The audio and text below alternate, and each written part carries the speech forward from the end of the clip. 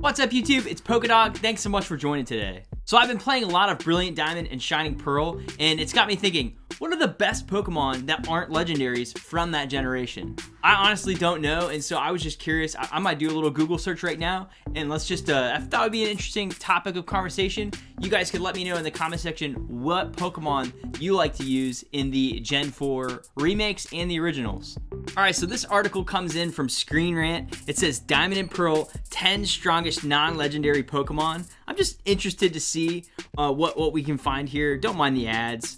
Anthropology, that's probably my wife telling me that she wants me to shop for something from Anthropology for Christmas. But yeah, 30% off. That's not bad. It's not bad. So anyways, we'll kind of get down in here and top. Okay, so number 10 coming in, Magneton. Number 10, Steel and Electric type.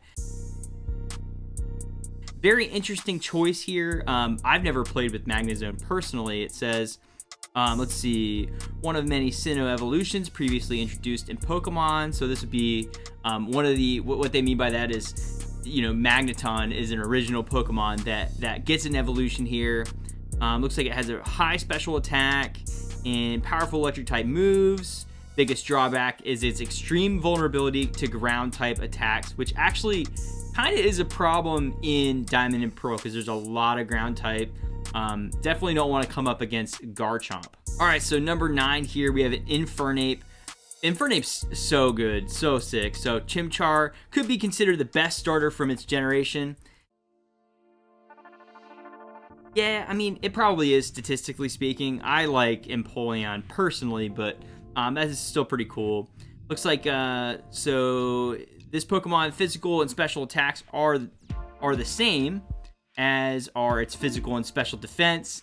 This is evenly distributed skill set, means that players can choose between the move category. So what that means is you can use physical type attacks, so like fighting moves, elemental punches, things like that, elemental kicks, and then you can also use chemical attacks, or I don't know exactly what they call them, special attacks. So that would be like water type moves, electric type moves that don't like where your Pokemon isn't actually physically making contact. All right, so number 9, really good fire and fighting type. Number 8, Riparior here. Okay, interesting. So we've got with an incredible attack stat, Riparior strikes fear into the hearts of many opponents. It has extremely low special attack stat, but this does not matter since every attacking move Riparior learns from leveling up is physical. So definitely a physical type attacker, and you've got yourself rock and ground type. It's definitely, that's kind of a little bit of vulnerability because, you know, obviously with water types, it's very vulnerable, and then also with grass types, very vulnerable. So ground and rock, you know, like they're saying here, great attacker, probably very, very vulnerable. Also vulnerable to steel typing and fighting type. So there's definitely some vulnerabilities there. Riparior is really cool though. Tangrowth, okay. Generation 4's evolution of Tangela drastically improved the line. Tangrowth's fairly evenly distributed physical and special attacks allow it to both be used for categories of grass. And let's see, like Riparior though, its major flaws are low special defense and speed. So it's not going to attack first, but it is pretty tanky, and it does learn a lot of cool moves. And number 6 here, wow, lots of Sinnoh evolutions here. So like previously minted Pokemon from previous generations that have new evolutions. So that's interesting. Swine, a Pokemon with high HP. Swine can stand its ground during battle. This stat helps make up for its only decent defense and its mediocre special defense. Yeah, so I mean, this is going to be it's going to be weak to water types. I don't think it'd be weak to fire type because ground buffers the fire. But yeah, pretty cool. The Pocket Monster's ice ground typing gives it a boost to these type of strikes. Effective against 9 types, a large portion of Pokemon in the series. While many attacks are also super effective against Swine, the Pokemon's bulk and power help to hold its own against enemies. Nice. Togekiss. Now this is one I really like. Togekiss benefits on having a relatively high defense and special defense. Oh, I'm interested to know, are there fairy types in the remakes? I don't know. I haven't seen any yet, but I'm just curious about that. When Generation 4 came out, the fairy type did not exist, meaning Togekiss was introduced as a normal flying type. However, once Togekiss lost normal type and gained fairy type, it improved even more.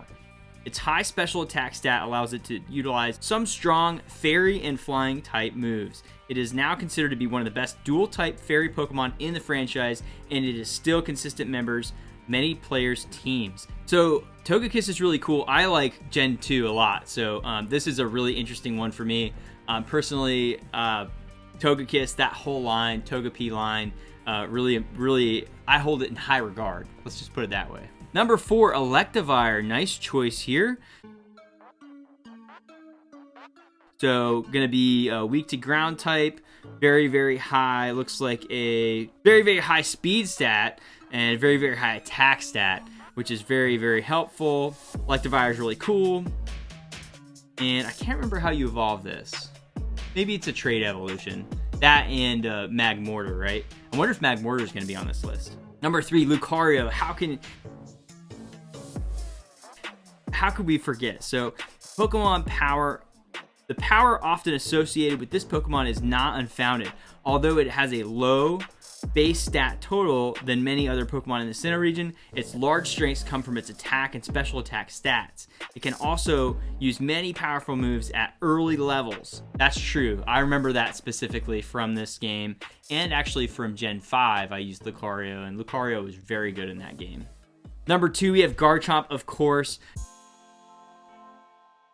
Garchomp is on here, perhaps the best pseudo-legendary Pokemon in the series. Garchomp has been a fan favorite since it was used in Sinnoh champion Cynthia's team. Its high speed and very high attack stats grant it power to take down many opponents before they can move once. So yeah, I just remember the full art Cynthia from Hidden Fates. I always think about the Garchomp. That's true. Cynthia is really cool. That's a really cool champion. And I love this. I love this Pokemon. It's really such a sick Pokemon. The ground and dragon type is just baller. Oh, and number 1, Magmortar. How did I kind of guessed it, I guess. The final evolution of Magmar line is an incredibly powerful fire type even now. Magmortar's high special attack stat lets it deal large amounts of damage and using many special fire moves. Okay, yeah. So I mean, it's interesting. Yeah, I mean, Magmar is okay. I don't really love the design. Honestly, Magmar is one of the ugliest Pokemon I've ever seen. He's got a butt face, but Magmortar, they got rid of that butt face, so that's good. Thanks so much for coming today. Thanks so much for watching this video. Thanks so much for checking this channel out. And if you like this video, make sure to like this video. And if you like this video a lot, make sure to subscribe to this channel. We're on the way to 500 subscribers. When we get to 500, we're going to do some cool giveaway stuff, some Pokemon stuff, some cards probably, maybe some other things. We'll see. But anyway, it's good to see you guys. Good to be here as always. Let me know how you like the video in the comment section below, and we'll see you on the next one. Peace.